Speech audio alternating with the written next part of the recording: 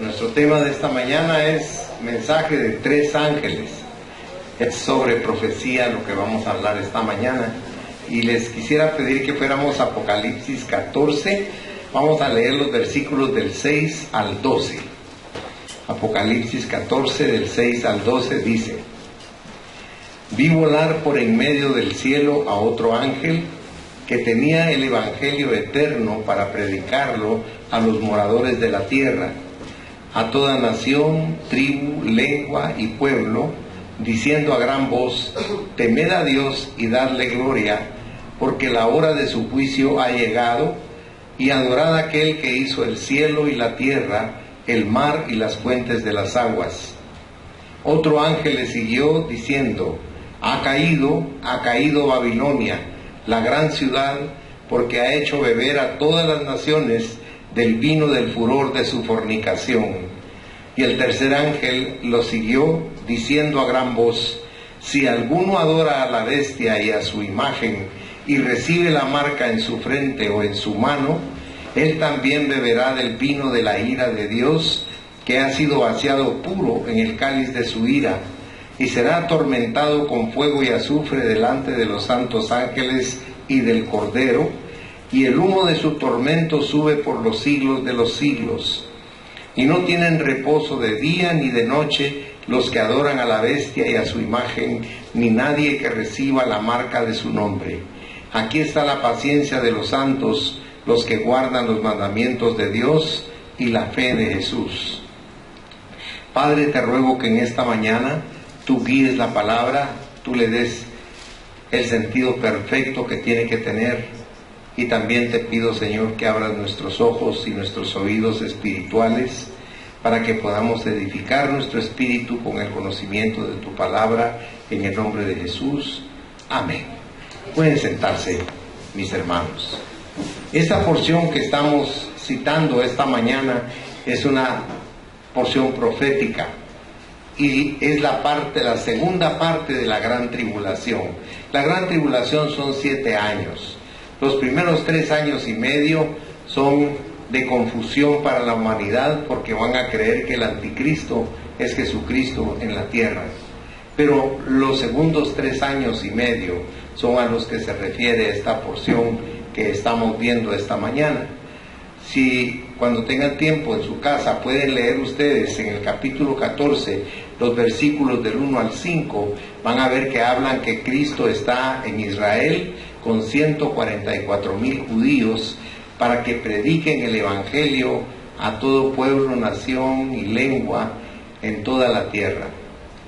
Eso es bien importante, porque lo que el Señor quiere es que entendamos que estos 144,000 son la primicia de Israel para Él.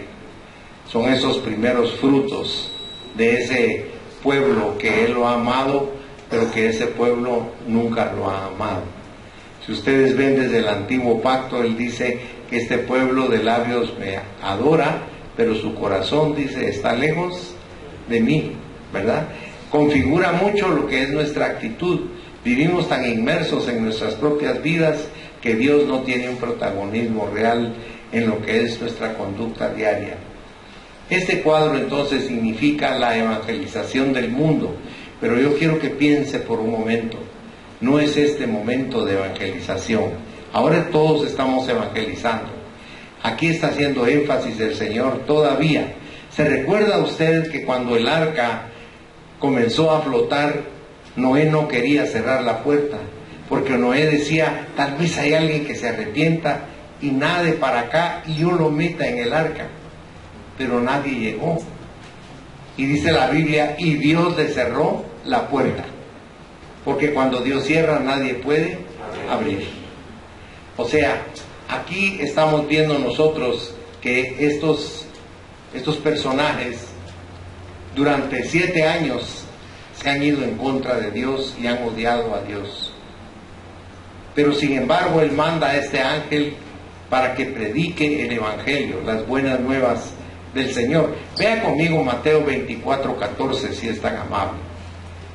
En Mateo 24, versículo 14 dice Jesucristo: y será predicado este evangelio del reino en todo el mundo, para testimonio a todas las naciones, y entonces vendrá el fin. Pero es hasta la segunda parte de la gran tribulación. Eso es bien importante que lo sepamos y que lo entendamos, porque el arma que está usando aquí el Cordero de Dios es el Evangelio. Usted no puede creer que el Evangelio sea un arma, pero es un arma poderosa, aunque usted no me lo pueda creer, porque es un arma sobrenatural. No es algo que esté en la lógica y en la razón. El Evangelio es poder de Dios para todo aquel que cree, y es un poder superlativo, es un poder maravilloso. Evangelio quiere decir buenas noticias. Ahora, estas buenas noticias son habladas en las Escrituras porque son buenas nuevas para la humanidad. En primer lugar, está el Evangelio del reino de Dios. Se recuerda que cuando Cristo llegó con los israelitas, Él les dijo: el reino de Dios ha venido a ustedes, se ha acercado a ustedes. Pero luego tuvo que llorar en Jerusalén porque no lo reconocieron. Luego tenemos el reino de la gracia, que fue abierto para nosotros. Por esa gracia nosotros somos salvos, porque no somos judíos, no somos israelitas. Espiritualmente nos convertimos en el pueblo de Dios cuando le abrimos nuestro corazón a Cristo. Luego tenemos el Evangelio de Jesús, que es un evangelio de amor, es un evangelio de llamada, de amistad. ¿Se acuerda que Él dice que quiere ser nuestro amigo? Y luego tenemos, aparte, el cuarto punto es el Evangelio de Jesucristo, como el Cordero de Dios que quita el pecado del mundo. Porque cuando ataquen a Jesucristo y a los cristianos, todas las fuerzas del anticristo, se consideran 200 millones de hombres, de soldados, según la palabra, prácticamente van a ser vencidos por el poder de la palabra, por el poder del Evangelio. Porque dice que nosotros venimos con Él como un gran ejército, pero Él va delante de nosotros y va a destruir a ese pueblo con la espada de su boca, o sea, con la palabra de Dios. Y uno podría pensar: eso no lo van a oír, ahí ya no es de oír. Si usted va a Zacarías capítulo 14, versículo 12, ahí dice que cuando el efecto de la palabra llegue a esos soldados, la carne se les va a corromper estando de pie, los ojos se les van a volver agua y va a ser una muerte espantosa para ellos, por pelear contra el Cordero. Por eso dice: pelearán contra el Cordero y el Cordero les vencerá, porque Él es Rey de reyes y Señor de señores. Alabado sea su nombre. Tenemos también el Evangelio de paz, las buenas noticias de paz. Mire, cualquiera diría: pero aquí estamos en paz. No es cierto. En cada uno de ustedes hay tribulación, de una naturaleza o de otra. Hay inquietud en el corazón de ustedes, no hay paz.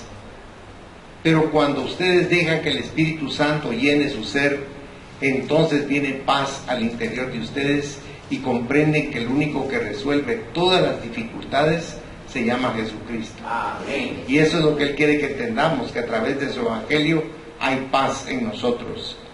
También tenemos el Evangelio de gloria. Piense por un momento que nosotros no somos dignos de ir al cielo, pero no solo vamos al cielo, sino en qué calidad vamos al cielo: de hijos e hijas de Dios. ¿Ya se puso a pensar eso?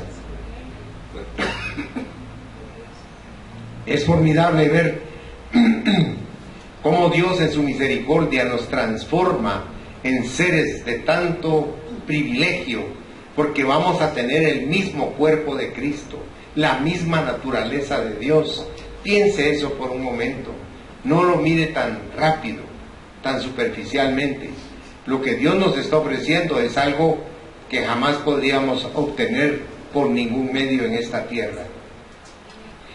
Entonces, este Evangelio de gloria es algo maravilloso para nosotros, pero también está el Evangelio más precioso, y por eso lo puse de último, que es el Evangelio de la eternidad. Una eternidad de estar con Dios, viviendo de una manera totalmente diferente a la que conocemos. En esta tierra somos afectados por pasiones, por envidias, por odios, por rechazo, por maldad, por malas acciones hacia nosotros. A veces nos rechazan, nos desprecian o nos hacen a un lado. Todo eso afecta nuestro ego, nuestra forma de pensar, nuestra forma de actuar, y aunque no querramos, nos deprimimos. El lugar al cual Dios nos quiere llevar para pasar la eternidad con Él es un lugar tan diferente. Por eso no vamos a tener el cuerpo que tenemos, sino un cuerpo que es invulnerable a todas estas pasiones que solo sirven para desencajarnos de nuestra posición espiritual. Por eso el primer punto que vamos a ver esta mañana es el mensaje del Evangelio. Le voy a volver a leer los versículos 6 y 7, Apocalipsis 14, versículos 6 y 7. Dice: vi volar por en medio del cielo a otro ángel que tenía el Evangelio eterno para predicarlo a los moradores de la tierra, a toda nación, tribu, lengua y pueblo, diciendo a gran voz: temed a Dios y dadle gloria, porque la hora de su juicio ha llegado, y adorad a aquel que hizo el cielo y la tierra, el mar y las fuentes de las aguas. ¿Cuál es ese poder que el Señor está usando? Ya lo platicamos, pero si usted me acompaña a Efesios capítulo 6, vamos a leer ahí el verso 17. Y ahí nos dice Pablo: y tomad el yelmo de la salvación, y aquí está el arma poderosa, y la espada del Espíritu, que es la palabra de Dios. Si ustedes analizan la armadura de Dios que Pablo tomó como prototipo del soldado romano, ustedes van a ver que todas las armas son defensivas, pero el Señor nos da dos armas poderosas ofensivas. La más fuerte y formidable es la palabra de Dios. Satanás, ¿qué hizo con Cristo? ¿Se recuerda? Le dijo: si eres hijo de Dios. Le estaba metiendo duda en su corazón.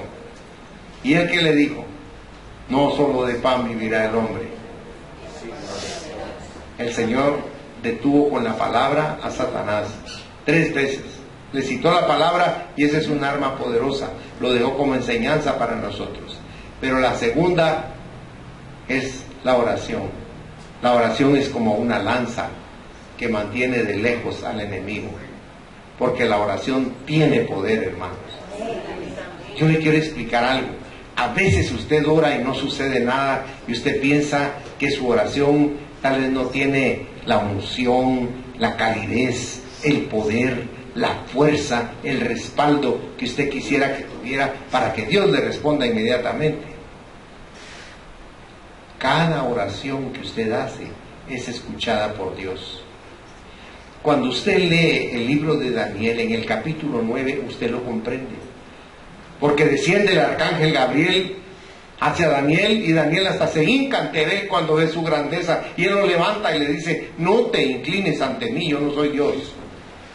Y le dijo: desde el primer día en que levantaste oración para Dios, fue escuchada tu voz, porque tú eres muy amado, le dijo.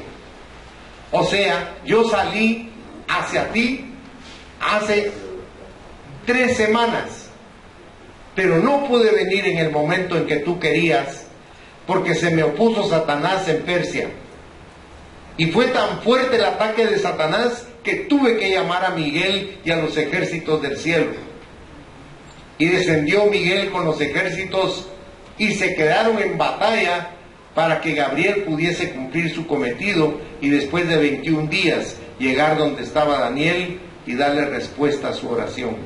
Muchas veces la oración que usted hace tiene un gran combate en los cielos, pero usted no alcanza a verlo, porque Satanás no quisiera que usted le tomara fe a Dios, que usted le creyera a Dios y que usted fuera paciente.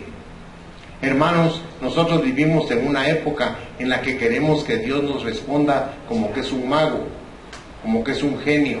Dios no es eso. Perdóneme Dios por poner ese ejemplo. Dios es un ser de poder que nos enseña en todos los actos de nuestra vida. Cada acto de nuestra vida con Dios tiene un propósito, tiene una enseñanza, tiene una revelación, para que nosotros cambiemos nuestra manera estereotipada de pensar como el mundo y pensemos como seres espirituales que hemos nacido de nuevo y que conocemos un poder sobrenatural que es el poder de Dios. Ahí salió un libro que fue un éxito de librería, El poder de la oración de las madres que oran. Pero como fue un éxito, sacaron el otro libro, El poder de la oración de los padres que oran. Y es cierto lo que dicen los libros, pero lean la palabra. En lugar de comprar libros, lean la palabra y crean lo que dice la palabra. No dice el Señor con claridad, pedid y ¿qué dice? Se os dará. Tocad, dice, y se os abrirá. Dice, buscad. ¿Qué más queremos entonces? ¿Saben por qué? Porque queremos que Dios, cuando digo, Señor tal cosa, y mira, rapidito que es para ahorita, no para mañana. Así actuamos con Dios. Dios no es nuestro office boy, hermanos. Dios es un ser tan grande que cuando lo miremos nos va a pasar lo que le sucedió a Isaías en el capítulo 6 de su libro. ¿Saben qué pasó con él? Dijo, muerto soy, porque han visto mis ojos de pecado al Santísimo Dios Todopoderoso. Nosotros a veces a Dios le hablamos hasta con displicencia, porque no tenemos una idea de la grandeza de Dios. Es un Dios todopoderoso, hermanos. Hace cosas increíbles. Anoche estábamos viendo el testimonio con mi esposa de una niña que nació con un gran problema en sus intestinos. Sus intestinos no funcionaban. Y los padres estaban desesperados porque no eran ricos. Y por más que lucharon con los médicos dijeron que para ese tipo de enfermedad, cuando no hay movimiento en los intestinos, no hay remedio y que la niña iba a morir. Y después de todos los exámenes regresa a su casa, y en su casa tenía en el patio un gran árbol, y la hermana mayor la hace que se suba al árbol para distraerla, y en un descuido que tienen porque una rama se va a quebrar, ella cae en un hoyo que tiene ese árbol de 10 metros de profundidad, y cae hasta el fondo del árbol y no hay cómo sacarla y está desmayada.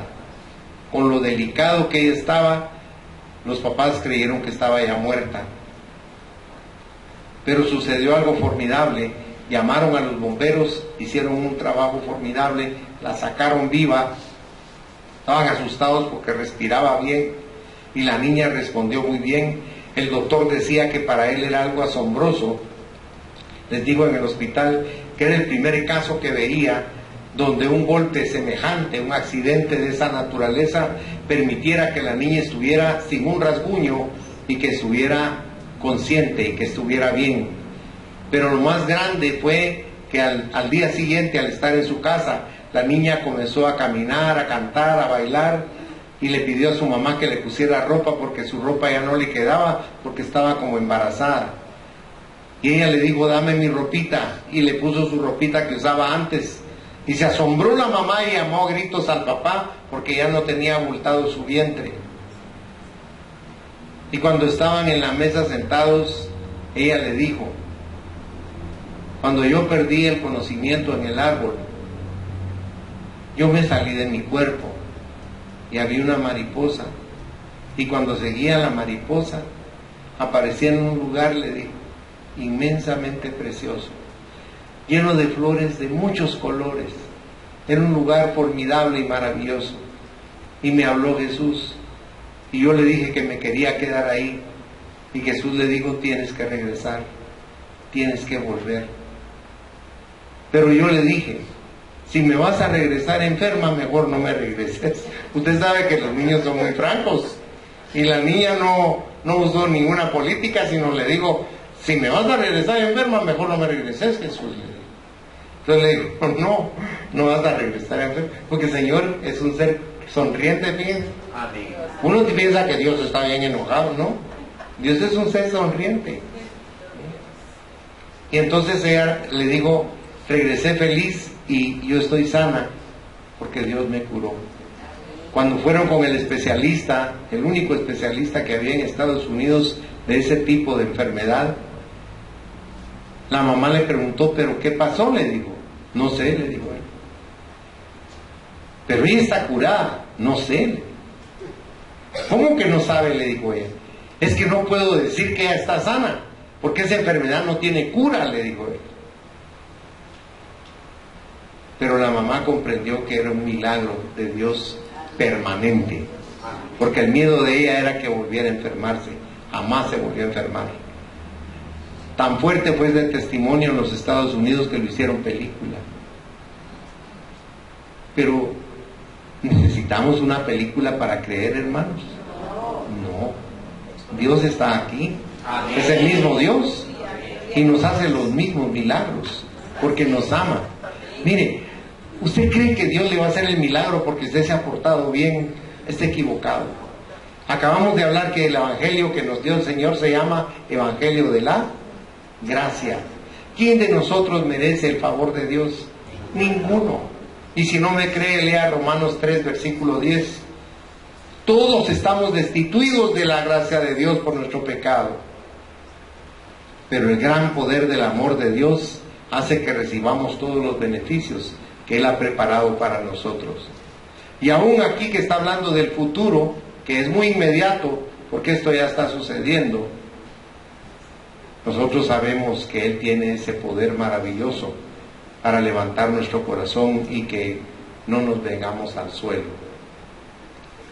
Entonces Pablo nos habla aquí que evangelio solo hay uno, aunque en diferentes épocas han aparecido otros evangelios, pero no los reciban, porque el evangelio solo hay uno. Hay un canon que tiene la Biblia. Canon quiere decir medida, y la medida de la Biblia ya está aprobada por el Espíritu Santo, que es lo que nosotros usamos y creemos. Por eso tenemos que tener cuidado con eso. Vaya a Gálatas conmigo, por favor. Gálatas capítulo 1, versículos del 6 al 9. Aquí vamos a ver cómo en Galacia ya se había introducido este problema de los otros evangelios. Y dice: estoy maravillado de que tan pronto os hayáis alejado del que os llamó por la gracia de Cristo para seguir un evangelio diferente. No que haya otro, sino que hay algunos que os perturban y quieren pervertir el evangelio de Cristo. Mas si aún nosotros o un ángel del cielo os anunciare otro evangelio diferente del que os hemos anunciado, sea anatema. Eso quiere decir sea maldito. Como antes hemos dicho, también ahora lo repito: si alguno os predica diferente evangelio del que habéis recibido, sea maldito. Tremendo y delicado querer cambiar las cosas que Dios dejó establecidas en su palabra. Porque ¿qué le dio de adoración al pueblo de Israel? La adoración de los judíos para Dios. Pero también a nosotros nos dio las buenas nuevas de su Mesías y nos permite que lo adoremos también. Acabamos de hacerlo. Cantamos alabanza y cantamos también adoración para Él. Yo le voy a decir algo: no se canse de alabar a Dios, no se canse de bendecirlo, porque en un momento dado de su vida usted va a enfrentar una crisis, y cuando enfrente la crisis, todas las alabanzas que usted ha depositado para Dios van a redundar en una respuesta de poder para resolver su situación. Dios nos ama con amor eterno, hermanos. Amén. O sea, a la iglesia entonces le es dado el evangelio de la reconciliación. Si usted fuera conmigo a 2 de Corintios 5, 18 y 19, ahí dice la palabra: y todo esto proviene de Dios, quien nos reconcilió consigo mismo por Cristo y nos dio el ministerio de la reconciliación. Que Dios estaba en Cristo reconciliando consigo al mundo, no tomándoles en cuenta a los hombres sus pecados, y nos encargó a nosotros la palabra de la reconciliación. Reconciliación es hacer volver al perdido a la presencia de Dios. Y eso es importante que lo tengamos en nuestro corazón, porque hay muchos que necesitan reconciliarse con Dios. Tenemos también el evangelio eterno del que hablábamos hace un momento, porque sus efectos son irrevocables, pero son inminentes también para toda la iglesia y para todo el que lo busque. es el llamamiento eterno de la conversión. Miren, a nosotros nos cuesta entenderlo porque nosotros hemos sido enmarcados desde las generaciones pasadas en la religión, cualquiera que ésta sea. Pero Dios no habla de religión, Dios habla de reconciliación, de renovación, de hacer algo nuevo. Y si no me cree, vaya a Romanos en el capítulo 12 y usted va a leer que dice en el versículo 1 que presentemos nuestros cuerpos, dice, en sacrificio, ¿cómo dice? Vivo y santo, dice, que es agradable a Dios y es nuestro culto racional. Ahora, seamos honestos, ¿le damos a Dios realmente esa entrega a nosotros? No se la damos. No se la damos. Dios no tiene una primacía dentro de nuestro corazón. Nosotros establecemos nuestro propio estilo de estar con Dios. Nosotros tenemos nuestra forma precisa y personal de tener vínculo con Dios. Nosotros hacemos las cosas como nosotros queremos, pero yo quiero decirles algo. No es como nosotros queremos, es como Dios nos demanda. Amén. Porque Él es Dios y nosotros somos su creación.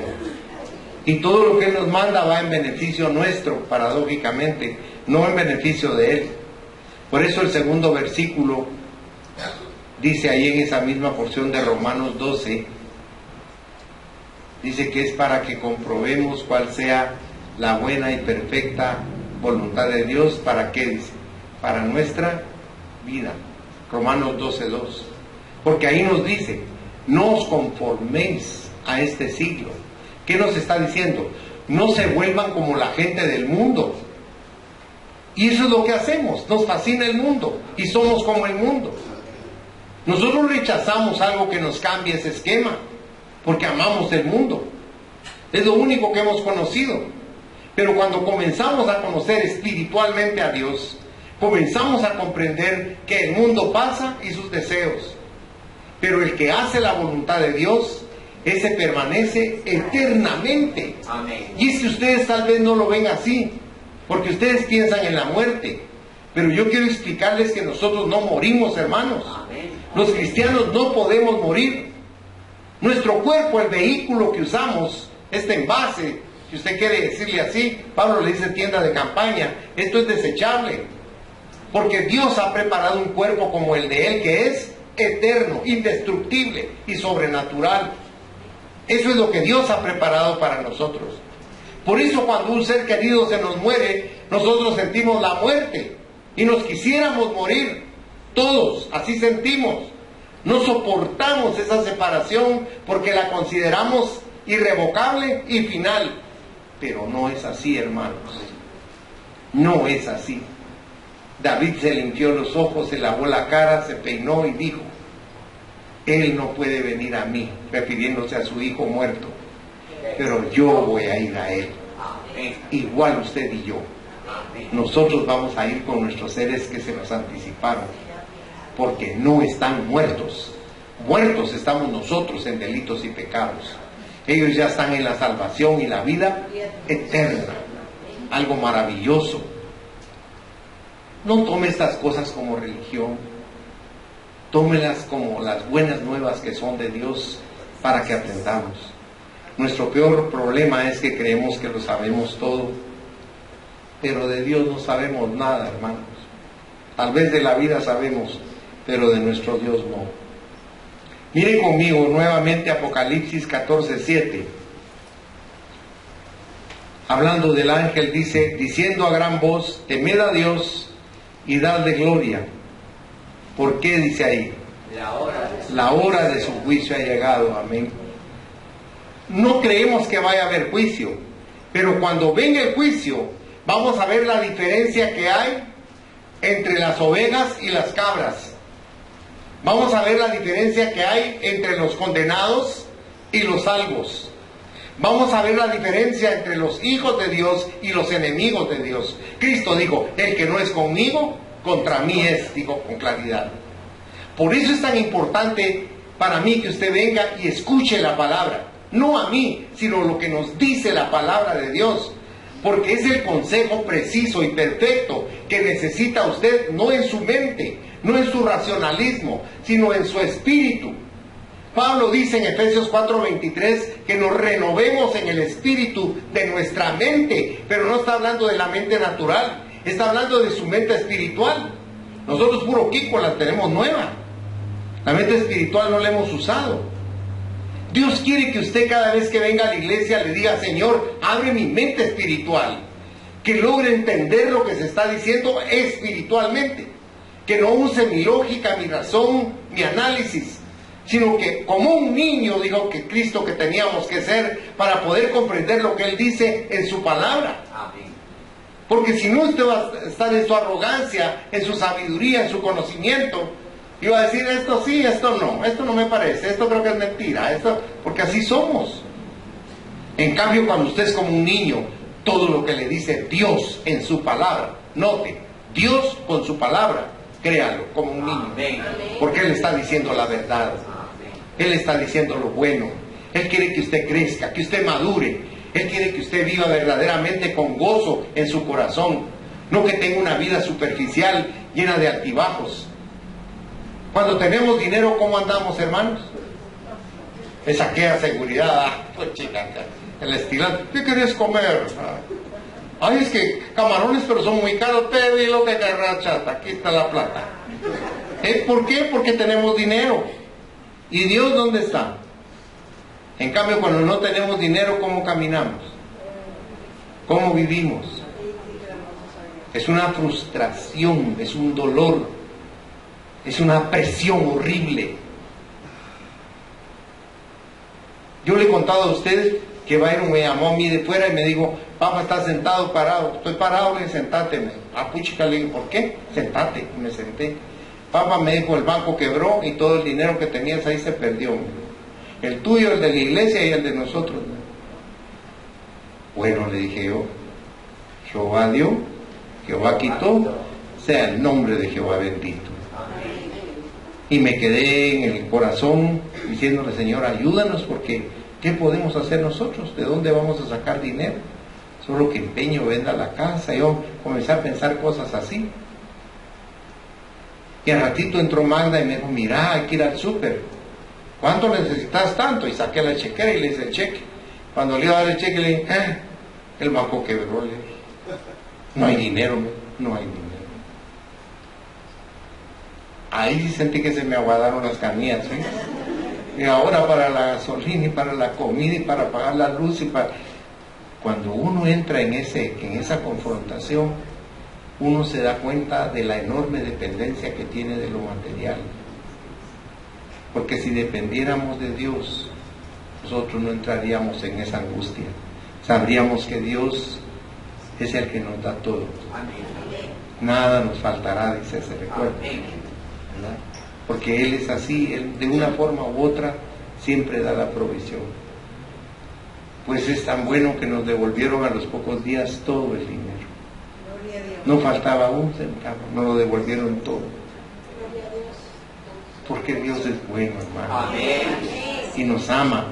Por eso Él quiere que aprendamos estas cosas. Lo segundo que vemos aquí también es el mensaje de la caída de Babilonia. Vaya conmigo a Apocalipsis 4:8.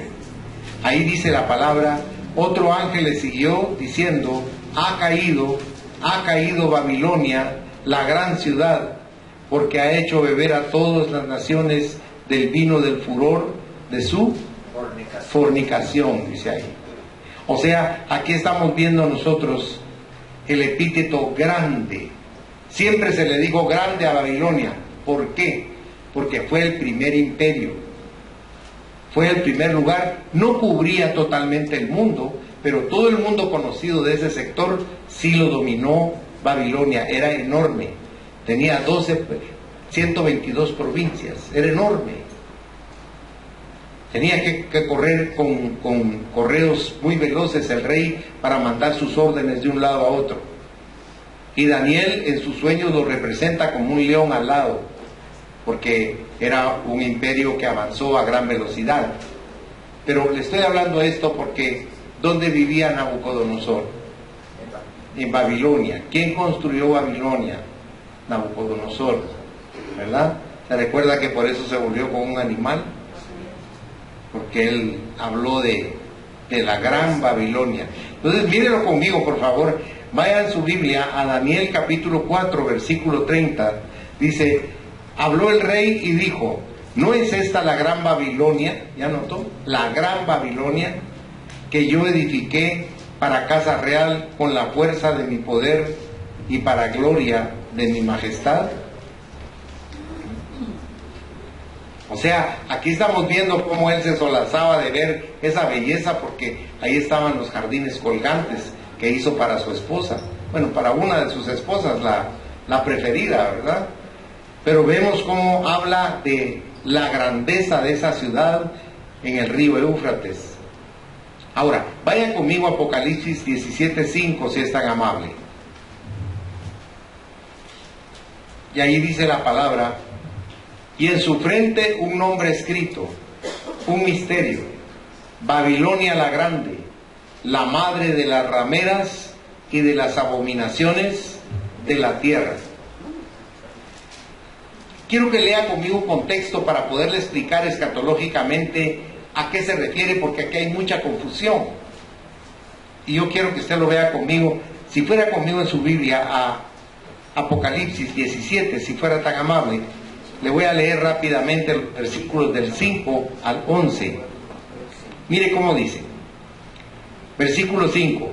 Y en su frente un nombre escrito, un misterio, Babilonia la grande, la madre de las rameras y de las abominaciones de la tierra. Vi a la mujer ebria de la sangre de los santos y de la sangre de los mártires de Jesús. Y cuando la vi quedé asombrado con gran asombro. Y el ángel me dijo, ¿por qué te asombras? Yo te diré el misterio de la mujer y de la bestia que la trae, la cual tiene las 7 cabezas y los 10 cuernos. La bestia que has visto era y no es, y está para subir del abismo. Permítame que me detenga ahí. Si usted le pone atención, dice, la bestia que has visto era. Ahora, ¿por qué dice era? Porque es el anticristo, es la bestia. Y el anticristo está como el Mesías para el pueblo judío y para todo el mundo. Y cuando él está reinando, viene y alguien lo asesina, lo mata. Los 2 testigos ven eso. Los 144,000 judíos lo ven también, que asesinaron a este ser. Y toda la gente se entristeció porque lo mataron. Pero ¿qué pasa? Resucitó. ¿Por qué es todo este proceso? Porque está imitando a Jesucristo. Satanás es imitador. Entonces, por eso, si usted vuelve a leer conmigo, dice, la bestia que has visto era y no es, y está para subir del abismo e ir a perdición, y los moradores de la tierra, aquellos cuyos nombres no están escritos desde la fundación del mundo en el libro de la vida, se asombrarán viendo la bestia que era y no es y será.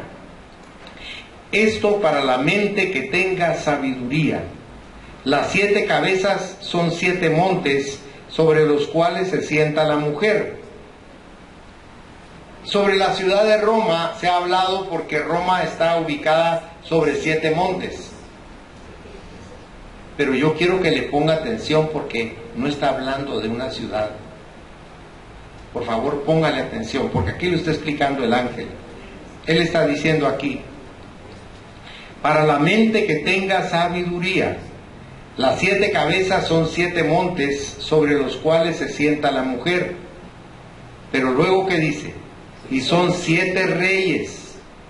5 de ellos han caído, uno es, y el otro aún no ha venido, y cuando venga es necesario que dure, dice, breve tiempo. 5 reinos, ¿ya se fijó? Uno piensa en las colinas de Roma, pero aquí está explicando el ángel que no es así, porque no se refiere a una ciudad exactamente, sino a un sistema sociopolítico religioso, el sistema del anticristo, el sistema que ahorita nos quiere imponer las Naciones Unidas. Mire todo lo que las Naciones Unidas está derramando sobre los países débiles y los obliga a actuar como ellos quieren.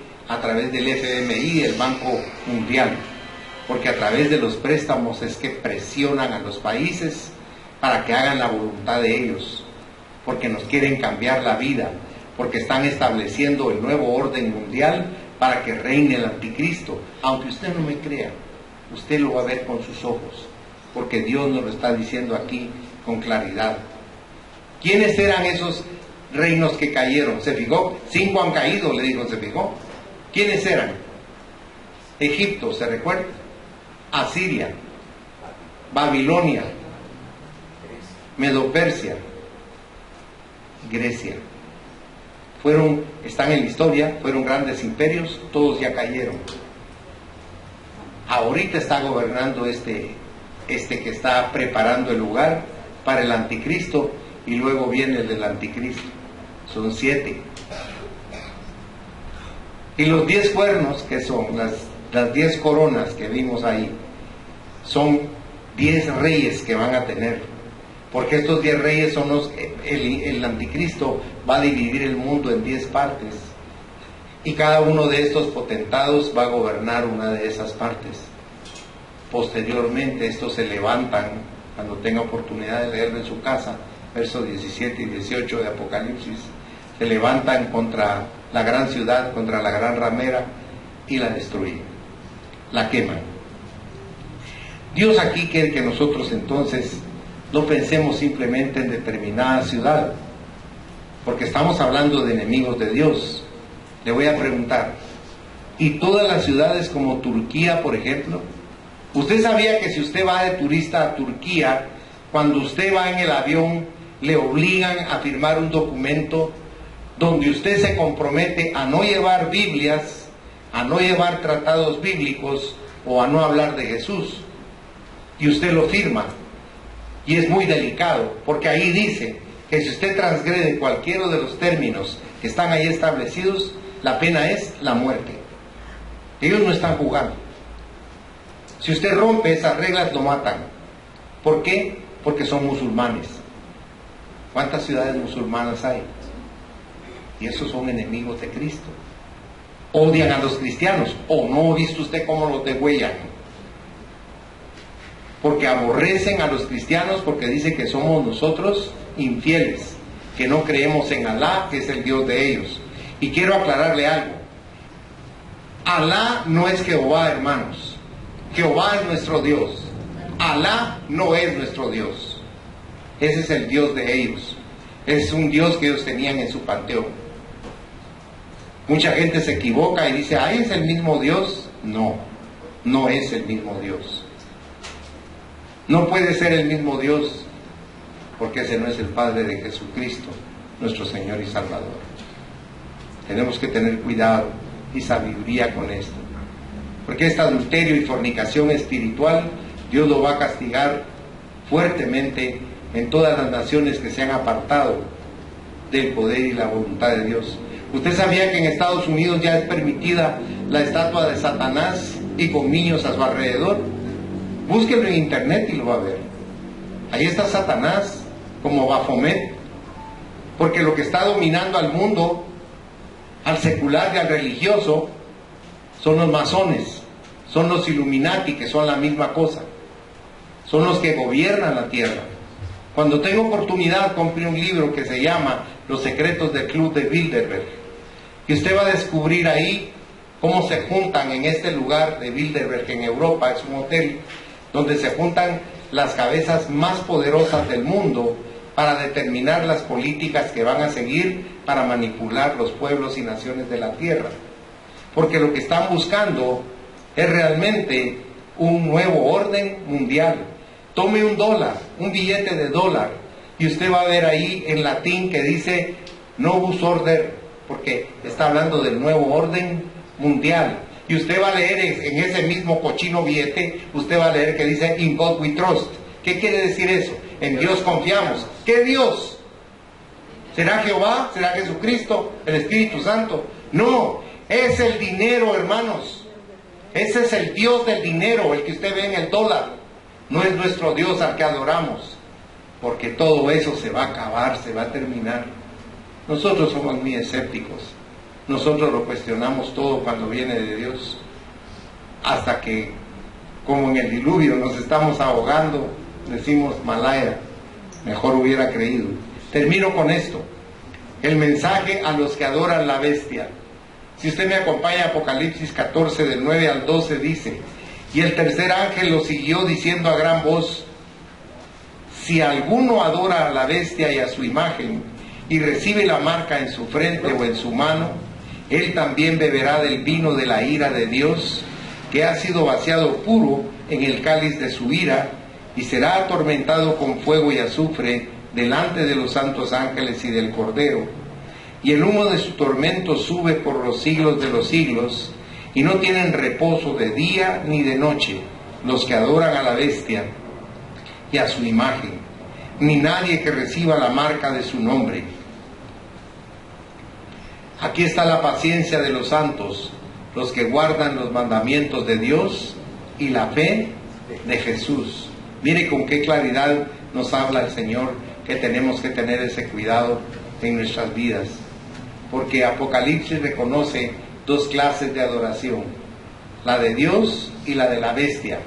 La bestia significa Satanás, es la parte visible del diablo, la bestia, o sea, el anticristo. Él es mentiroso desde su origen.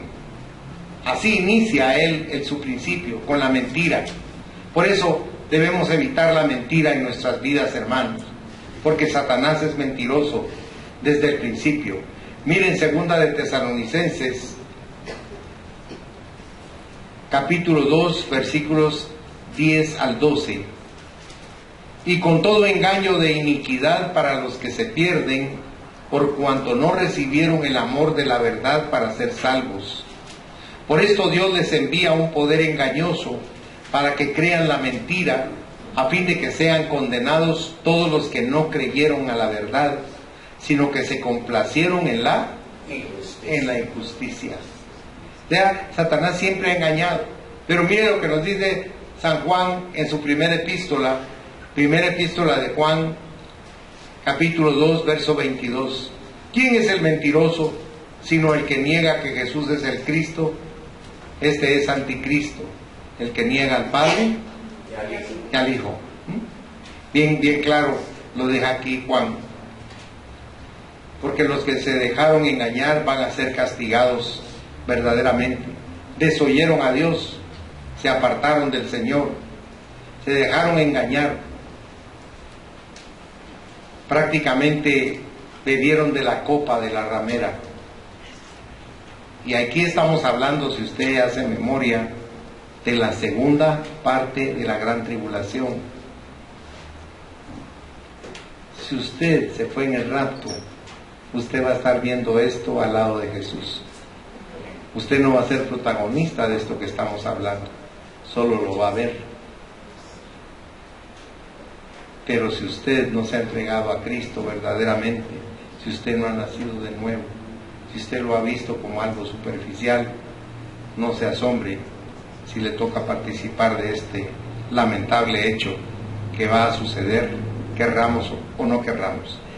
Cierro el mensaje con esto: lo que implica la eternidad para nosotros, la eternidad de Dios. Si vamos a Apocalipsis 5:13, ahí dice la palabra: y a todo lo creado que está en el cielo y sobre la tierra y debajo de la tierra y en el mar, y a todas las cosas que en ellos hay, oí decir: al que está sentado en el trono y al Cordero sea la alabanza, la honra, la gloria y el poder por los siglos de los siglos. Eso implica eternidad, por toda la eternidad nos está diciendo. Luego vemos la eternidad del Cordero.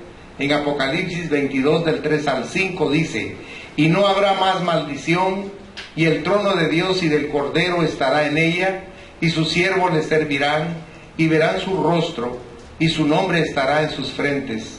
No habrá ahí más noche, y no tienen necesidad de luz de lámpara, ni de luz del sol, porque Dios el Señor los iluminará, y reinará por los siglos de los eternidad. Mire qué interesante, la eternidad del creyente. Mire conmigo Apocalipsis 22:5. Ahí dice la palabra: no habrá ahí más noche, y no tienen necesidad de luz de lámpara ni luz de sol, porque Dios el Señor los iluminará, nos va a iluminar y va a reinar con nosotros por los siglos de los siglos. Vemos la eternidad del diablo también, su futuro. Miren lo que dice, por favor, Apocalipsis 20:10. Y el diablo que los engañaba fue lanzado en el lago de fuego y azufre, donde estaban la bestia y el falso profeta, y serán atormentados día y noche por los siglos de los siglos. Eternidad de dolor y sufrimiento para ese ser perverso. Y luego la eternidad del pecador no arrepentido. Está perdido por adorar a la bestia y por dejarse marcar. Miren en internet las noticias en relación con el microchip que le meten a las personas en la mano, y usted se va a asombrar de ver cómo tanta gente en Europa y los Estados Unidos, el 90%, están felices y quieren que se los pongan. Y no se dan cuenta que realmente eso no es un beneficio para ellos, sino que es un control absoluto de sus vidas, de lo que poseen, de sus familias, de sus ubicaciones. Es un control formidable para que le facilite el trabajo al anticristo, para que él tenga dominio en su gobierno mundial y que nadie se puede escapar de él. Esto es tremendo, hermanos. Nosotros no lo vemos en su justa dimensión, desafortunadamente, pero va a suceder. Está sucediendo, aunque nos parece una irrealidad, pero está sucediendo. Miren, de un momento a otro Jesucristo va a venir. Y pregúntese en su corazón: ¿estoy preparado o estoy preparada si Él viene hoy? Pregúnteselo en su corazón. Pues si usted piensa y cree en lo que Dios dice en su palabra. Si usted no cree, pues por supuesto que esto no va a ser trascendente para usted. Pero si usted lo cree en su corazón, su espíritu le va a redarguir. Porque Dios viene por una iglesia, si usted se recuerda, en Efesios 5, dice claramente: sin mancha y sin arruga. Una iglesia perfecta. ¿Somos perfectos? No. ¿Cómo podemos ser perfectos? Primera de Juan, capítulo 1, versículo 9. Si confesamos nuestros pecados, Dios es fiel y justo para perdonar nuestros pecados y limpiarnos de toda maldad. Entonces, la vinculación con Dios hace que usted todo el tiempo esté limpio, esté perfecto para Dios, no por usted, sino por la sangre del Cordero. ¿Y qué son las arrugas?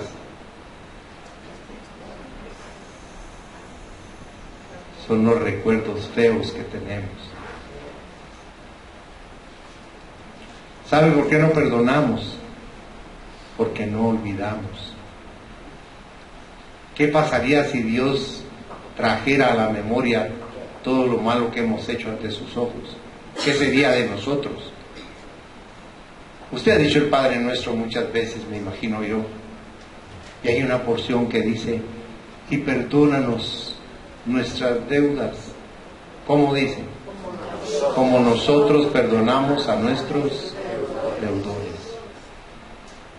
¿Usted cree que Cristo viene por una iglesia que se está recordando de algo que nos hicieron hace 30 años, o hace 10 años, o hace 5 años, o hace un mes?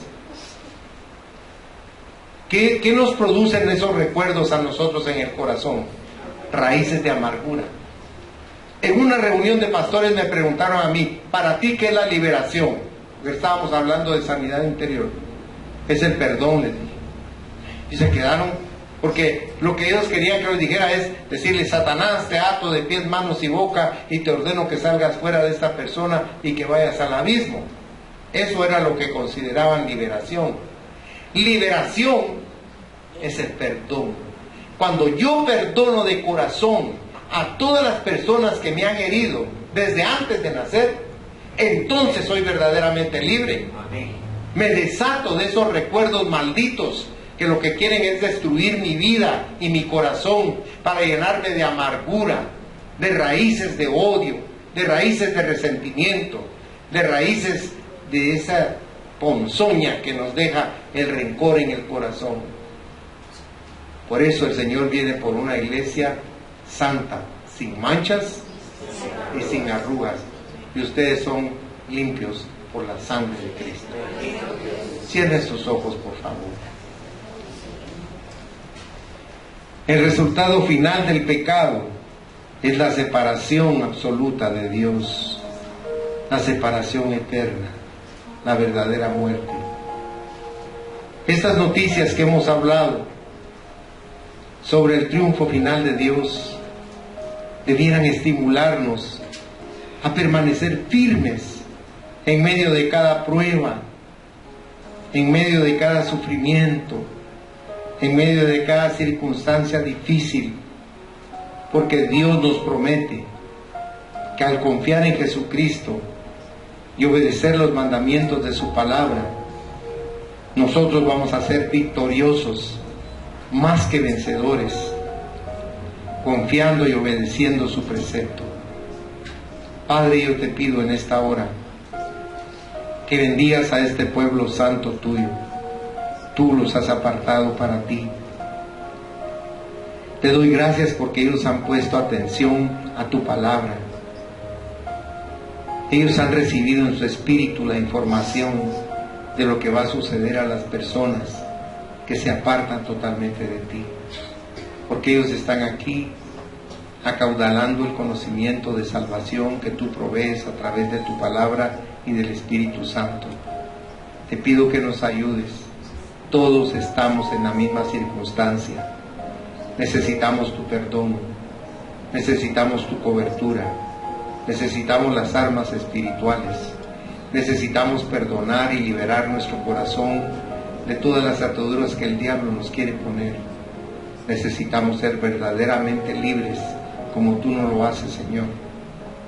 Por eso yo te pido que bendigas a este pueblo tuyo, que abras las ventanas de los cielos y que derrames esa paz tuya que sobrepuja nuestro entendimiento en cada mente, en cada corazón.